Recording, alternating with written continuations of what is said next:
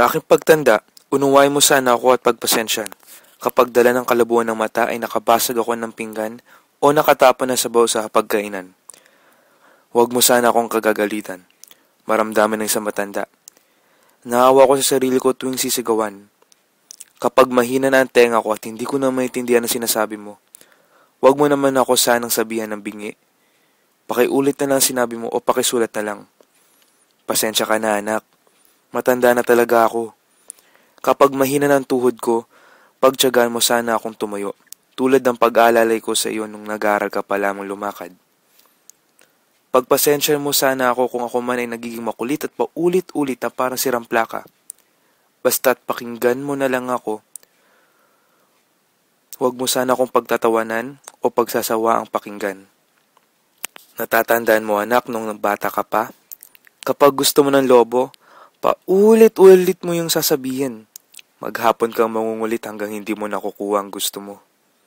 Pinagtiyagaan ko ang kakulitan mo. Pagpasensyan mo na rin sana ang aking amoy. Huwag mo sana akong piliting maligo. Mahina na ang katawan ko. Madaling magkasakit kapag nalalamigan. Huwag mo sana akong pandirihan.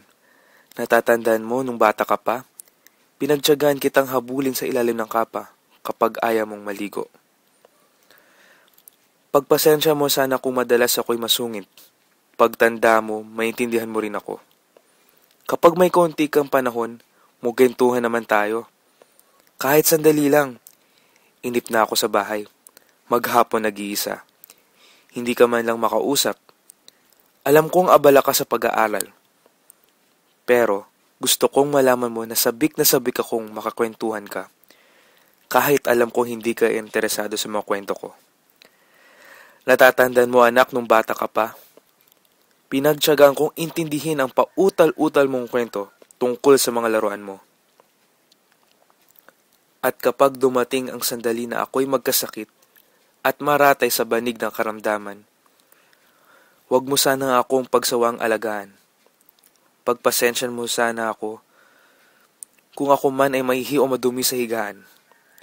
Pagtiyagaan mo sana akong alagaan sa manghuli kong sandali ng aking buhay. Tutal, hindi naman ako magtatagal.